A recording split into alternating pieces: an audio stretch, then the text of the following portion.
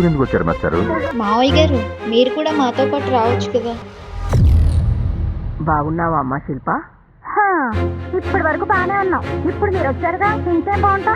అమ్మా శిల్ప, శిల్ప మాతో రండి నాన్న. ఏమే బాగున్నావా? నేను బానే ఉన్నాను గాని మీరేంటి ఇలా వచ్చారు? ఈ వచ్చుడు పోవుడు ఏంది నాన్న? మాతోనే వచ్చి కొన్ని రోజులు ఉండొచ్చు కదా మీరు. రేపు అమ్మా నాన్న వస్తుండ్రే, వాళ్ళని మంచిగా చూసుకోవాలి. ఓహో, మీరు చెప్పేగా నేను చూసుకోవట్లేదన్నమాట. అవును మామయ్య, మీరొస్తే రోజు పండగలా ఉంటుంది. రండి. మా అమ్మనల మీద మాకంటే మీకే ఎక్కువ ప్రేమ ఉంది.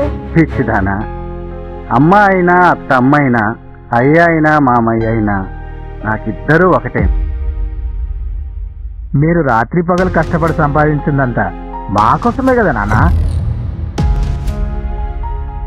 ఉన్నవి ఊడిపోతే మనం రోడ్డు మీద పడతాంరా. ఏంటి, ఆస్తులు అమ్మనంటే మాటైనా చెప్పకుండా వెళ్ళిపోతారా? వెళ్ళిపోయారుగా. ఇంత మంచి వాళ్ళకి ఎలాంటి పిల్లలు దొరికారు దేవుడా? తండ్రి ఆస్తి కొడుకే అవుతుంది. నీకు ఈసా ఎక్కడిదే? ఎందుకుండదు? అమ్మ నాన్నలు ఎప్పుడూ ఆస్తి మన ఇద్దరు చెరిసగం అనేవాళ్ళు, గుర్తులేదా? నీకు మీ అమ్మా నాన్న గుర్తులేదు కానీ వాళ్ళ మాట మాత్రం బాగా గుర్తుందే. నాకంటే మా ఆవిడే చాలా గొప్పది. ఆవిడ కంటే గొప్పవాళ్ళు మా పిల్లలు. ఆ పిల్లలు నా రక్త సంబంధం ఓకే, కానీ వాళ్ళకంటే గొప్పవాళ్ళు నా కోడళ్ళు. కనీసం 5 సంవత్సరాలు జైలు శిక్ష పడుతుంది.